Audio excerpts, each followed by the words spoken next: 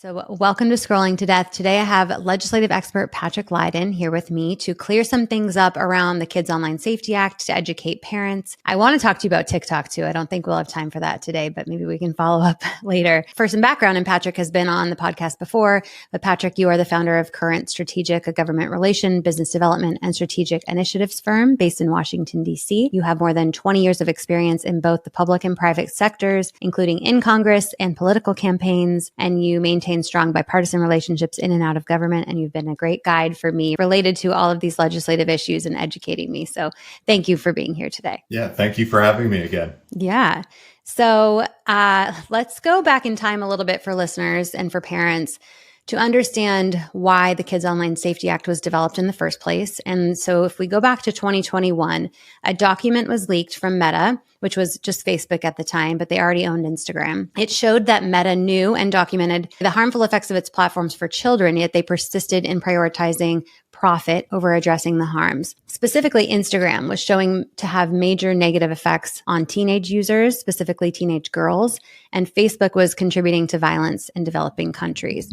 And so this was all triggered by the first Facebook whistleblower, Frances Haugen, and was covered in all the major news networks. And then next up was a congressional investigation into big tech's lack of protection for minors. So Senators Blackburn from Tennessee and Blumenthal from Connecticut led the investigation and met with parents and psychologists and pediatricians to look further into the platform's harms. They held 5 subcommittee hearings with social media companies and advocates to find out what was really happening behind the curtain. And what was agreed upon was that children are suffering at the hands of online platforms, that big tech was proven to be incapable of appropriately protecting children. And it was time for Congress to step in. So in February of 2022, Senators Blackburn and Blumenthal introduced the Kids Online Safety Act, or KOSA. So that was over 2 years ago. And Patrick, can you fill us in on what has happened to this bill in the 2 years since it was first introduced? Yeah, and you did a really good job of encapsulating all of the work. That is a lot of work that went into not only the investigation, but the formulation of the bill itself. Mm-hmm. And you see the Senate has done a wide range of actions, including hearings, and then now voting to pass the bill, KOSA itself, with another child online privacy bill. Mm-hmm. So the Senate has really taken the lead in these actions. And this is the first time since 1996 that something as substantial as this has passed on a child online safety space. The House is a little bit behind because they haven't done as much work as the Senate has on these issues.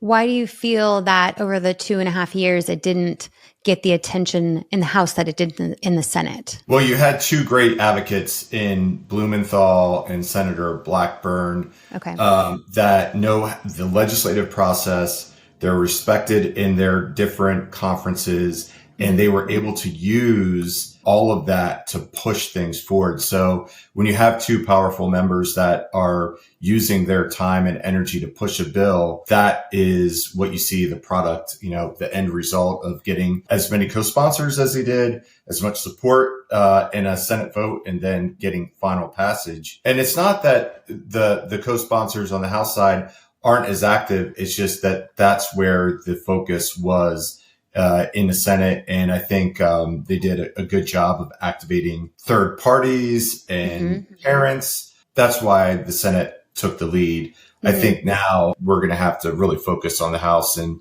try to move things forward with them and get them as activated as the Senate has been. Okay.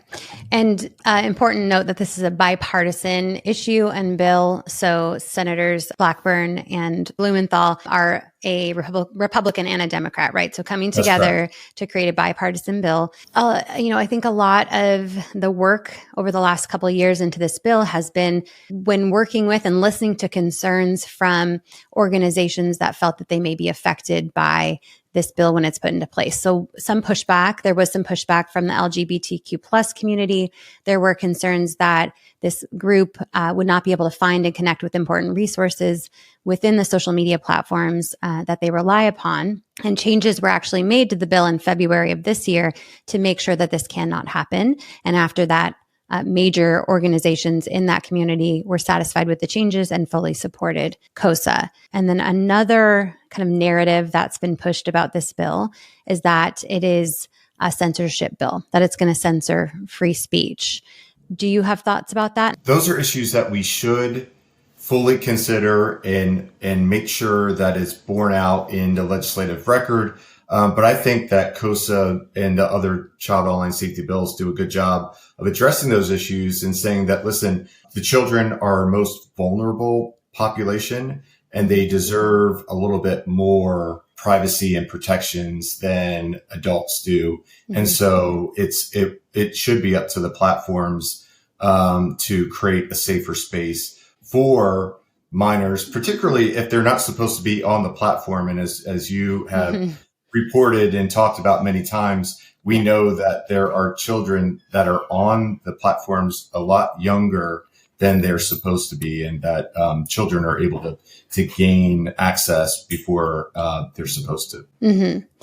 Okay. And I'm going to break down what is included in KOSA in a few minutes, but I want to just cover a couple of these pushback items. And one thing about the free speech concerns, and this is really a big tech narrative, and organizations that are funded big tech are pushing this narrative about KOSA. KOSA, from what I've learned, is strictly content neutral. It has explicit provisions that have been written in to prevent censorship. I'll read a couple of the sections so sections 102A and B of KOSA states that KOSA cannot prevent a minor from being able to find content that he or she is searching for.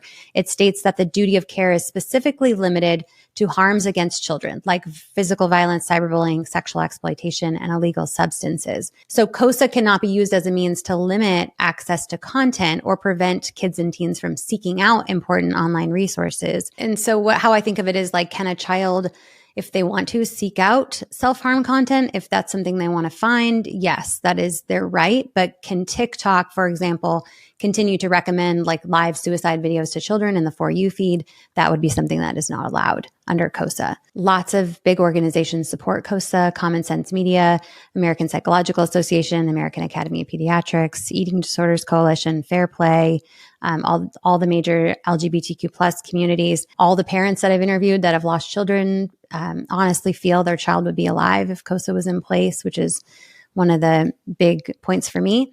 Who doesn't support KOSA? So obviously big tech, because they're going to have to do more work and make less money if KOSA is implemented.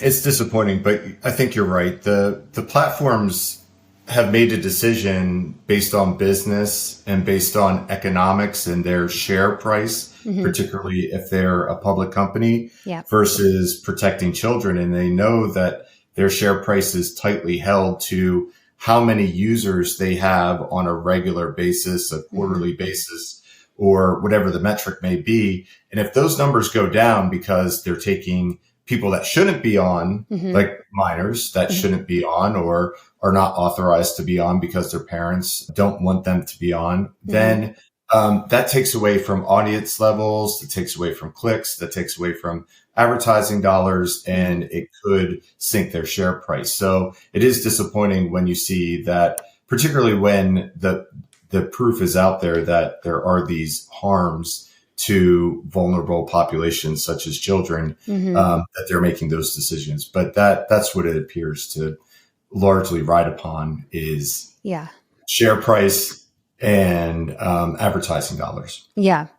Another example is there's a lot of content that is dangerous, maybe around dangerous choking challenge, for example, that is reported and then never taken down. There's parents that report choking challenges every single day, and maybe they say maybe 2% gets taken down.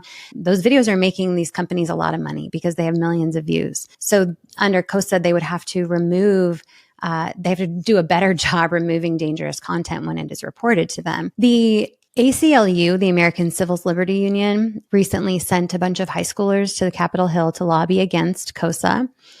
Their senior policy counsel stated that the organization is concerned platforms are ultimately going to censor content that the FTC thinks could cause harm. ACLU does a lot of lobbying on behalf of big tech, lobbies against bills that will regulate big tech. And this has been happening for decade plus. And in response to this, I want to share Representative Castor of Florida shared, and she's a leader of the House version of KOSA. She shares that KOSA outlaws practices such as manipulative marketing, amplification of harmful content, damaging design features that threaten young people online. KOSA does not require social media companies to remove, filter, or block content. Instead, the bill would obligate these companies to keep young users' best interests in mind as they design platform features and prioritize these users' well-being over engagement or profit. So I appreciate that response. And I think that, how can you argue with that?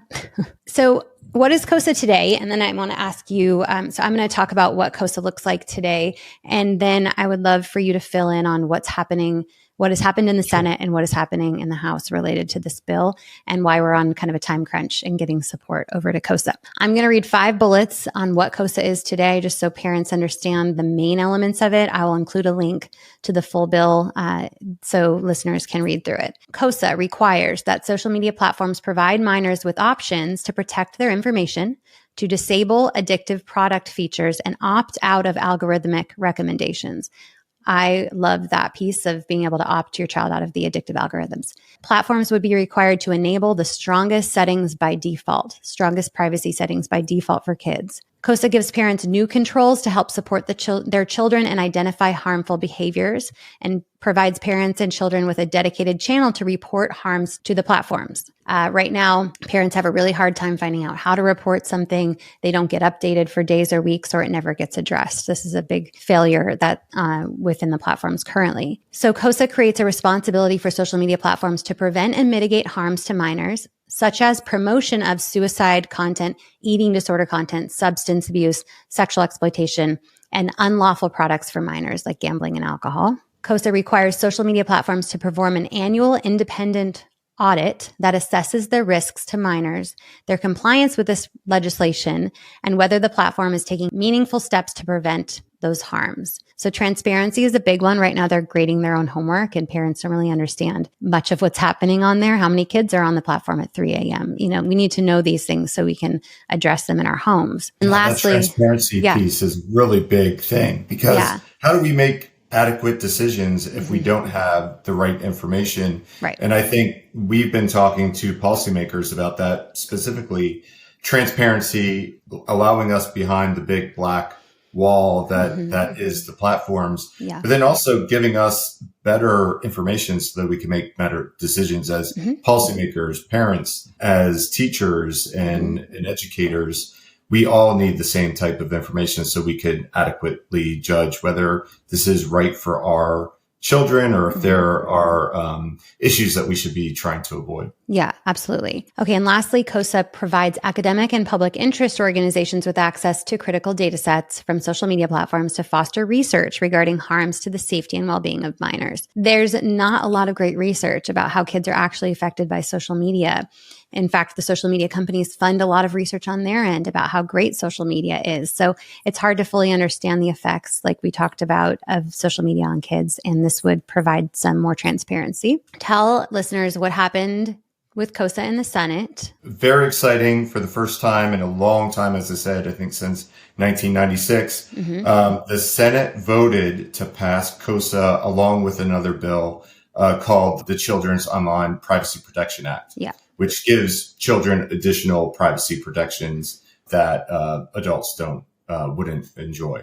It got to a vote in the Senate in July 30th to be exact, and it passed 91-3. So that is a historic vote. There was a big celebration. Lots of people were excited about this historic passage of this bill. Great.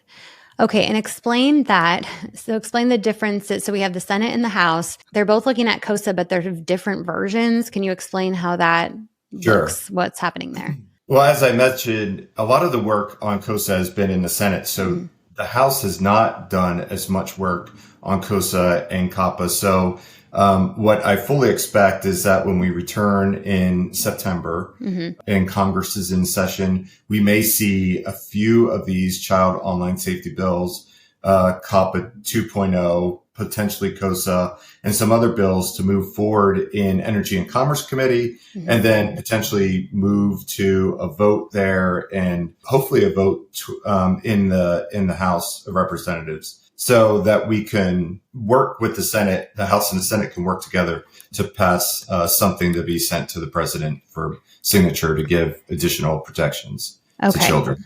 Okay. The committee, Energy and Commerce Committee, That's right. needs to discuss and vote on the bills first, and then it That's goes right. to the floor of the entire That's House right. of Representatives for a vote. And at that point, the two versions of KOSA could look different. So what happens then? Yeah. So then there's what's called a conference committee where both leadership in the Senate and the House get together and they basically work through the differences and come up with a unified bill, which goes back to both the House and the Senate for a vote. And then once they're unified, they're sent to the president as a unified package. Okay. Okay. So still several steps there. Yes.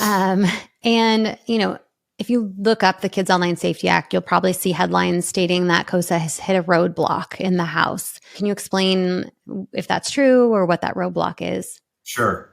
Yeah, I think there are concerns. Look, the House has a very different makeup than the Senate, run by Republicans versus the Senate's run by Democrats.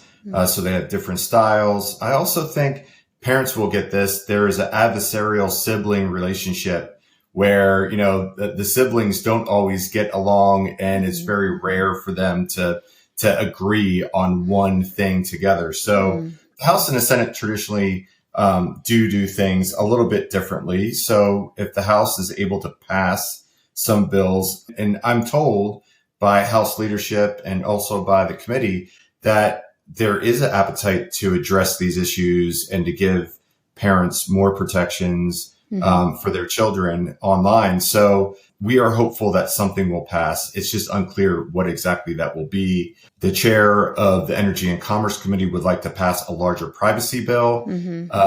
That was pulled back in a markup that didn't happen in July. So we're still trying to figure out exactly what the committee might do and where they might be at the end of the day. But we do know that there is an appetite and they're wanting to do something on these issues. So we're going to keep working as hard as we can to push this and educate lawmakers on why this is important and what we should have this voted on in the House of Representatives. Okay. And I'm correct in that there's only 13 voting days in the House in September because they're currently on recess.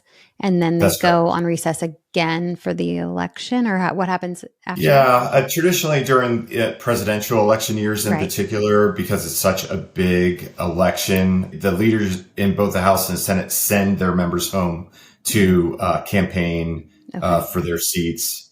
So I anticipate that is going to happen. There are about 13 days, about 3 weeks, legislative weeks in September in both the House and the Senate. But you could see the Senate leaders and the House leaders give some of that time back. So I anticipate it's going to be a very short legislative session. And then once those elections happen, they could come back in November and December and do more legislative work. So even if we don't address this in September, there's still an opportunity for this to happen in the end of year timeframe. Okay. Is it realistic to think that it can go through markup in the committee and go to the House floor for a vote all within September? That would be difficult, but it's not impossible. Okay. And then how could the results of the presidential election change how these lawmakers think about passing KOSA through? Well, the interesting thing is there's going to be a new administration with President Biden stepping down. So there is going to be a new president this next January, next year. Yeah. So that could change things on either side. I think what it could do procedurally is it could expedite things if one party has an overwhelming success and they take the presidency in the House and the Senate. You could see a lame duck session where they push something through and get something passed, or it could just kind of stifle things if things end up status quo and you have a divided House Senate administration. Does the passage in the Senate expire at some point and they have to kind of restart in another session? Yeah. When a new Congress starts, all bills that weren't signed into law have to be reintroduced if they're going to be considered that Congress. Okay. So the process would start over again. But as we saw with KOSA, the successes that they had and the momentum that they built in the prior Congress led to them passing a bill this Congress. And I think you might see the same thing in the House where momentum that is built at the end of this Congress might push things forward a little bit quicker in the House next Congress. And as I said, there's a clear rank and file members are telling their leadership that they want to address these issues, that they want to get something done. They're hearing from their constituents. So I know that this is top of mind for a lot of members of Congress. Yeah. I mean, I think for most parents, there's nothing more important than online safety and nothing more overwhelming than online safety and social media safety. We don't know how to address this. It feels impossible. We have to give our kids access, I guess, at some point so they can interact with their friends, but then they're getting access to pornography and predators and dangerous challenges and all these scary things. So how can parents get involved in this? And how important is it that parents get involved in communicating our support of this bill? Very important. I think what carried the day in the Senate was parental involvement, particularly the parents that are now advocates because they've lost loved ones. And that, I think if you talk to Leader Schumer, was the factor that really carried things as far as they did. And it pushed him to bring this to a vote. He had multiple conversations with parent groups that had lost children. And it's hard to hear, particularly, look, members of Congress are human. They don't seem like it most times, but they are human. They have families. They're going home and either taking care of kids themselves, or they have children that now have children themselves. So they're their grandparents. So they see this when they go home. They hear it from their children. They're hearing from their constituents. So it's vitally important that parents get involved, contact their members of Congress, say, I care about these issues. Please push this forward. They do track, every office tracks constituent concerns. And this does boost this, when they hear a lot about one particular issue, that does boost it in terms of support when things are being pushed forward, like KOSA and COPPA and Sammy's Law and other child online safety bills. Yeah. Okay. Amazing. And so parents can go to house.gov. If you don't know who your district representative is, go to house.gov, put in your zip code, and it will tell you who your representative is. And you can either message them through their websites. You can call them. I am currently really actively trying to make an in-person meeting with my representative here. It's been difficult to get that done. Can you show up at the office? Can you show up at the district office? You can. Okay. Yes. You may not. Look, members of Congress are very busy. They represent so many people, almost 700,000 people in their districts. But they do have staff, and those staff are usually willing to talk to parents and talk to advocates. That's my job, is talking to staff and members of Congress about these issues and educate them on why do parents need these types of protections? What does it mean for children? What are we seeing in terms of the research? So parents can do that as well. It is your right, and I would say responsibility, to inform your elected leaders from the federal down to your local government. Hey, I care about these issues. I care about the harms that this is creating, or this is what I've seen with my own experiences. And that informs member of Congress's decision making when they hear those stories from their constituents. I mean, reaching out to all members of Congress isn't going to be as helpful for each parent, but if you focus on your individual members who live in their district, Senate, and the House, that will make a big difference. Yeah. And if you have a specific story of, hopefully not, but if your child has been harmed or affected some negative way by social media, share that story. Or you can simply say, I'm worried about my child online and I would like you to co-sponsor KOSA or support KOSA. The response from my representative, who does not co-sponsor KOSA, was that, it needs to be put to the floor for a vote, and I will consider your thoughts at that time. And I'm pushing for her to co-sponsor. And so am I right in understanding that every co-sponsor helps to get it pushed to a vote, right? So I should continue doing that. It does. It shows, co-sponsorship shows that there's support. So the leadership, when they're scheduling a vote, have a better sense of who will support this bill. Okay. So it just signals, hey, if it goes to a floor vote, I will most likely vote for this bill. It doesn't always signal that you would, but if you have, it happened in the Senate, they got 72 co-sponsors. So Leader Schumer felt confident in bringing that up, and it wouldn't be defeated. It wouldn't go down. It wouldn't waste floor time. He had a greater sense of, and some sense of urgency that, hey, members really want to address this. So co-sponsorship helps. Don't take no for an answer. Don't get dissuaded if you get kind of the, initial response of, hey, we'll take your thoughts into consideration when we make our decisions. Right.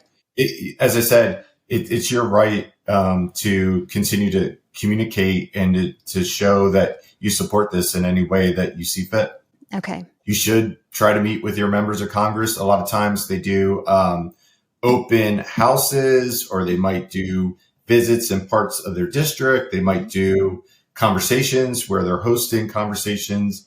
And there are sometimes roundtables and forums that they put on themselves that you might be able to attend and bring up these concerns as well. So it's unfortunately, it's a lot on, just like with the platforms, it's a lot on the parents, and it's the responsibility seems to be all on the constituent. It is impactful. And if you have the time in between school, work, soccer practice, all the stuff that happens in life, it is worth it. What about contacting multiple times? Is it helpful for me to send a message every week, or is it like, oh, that girl already sent that message?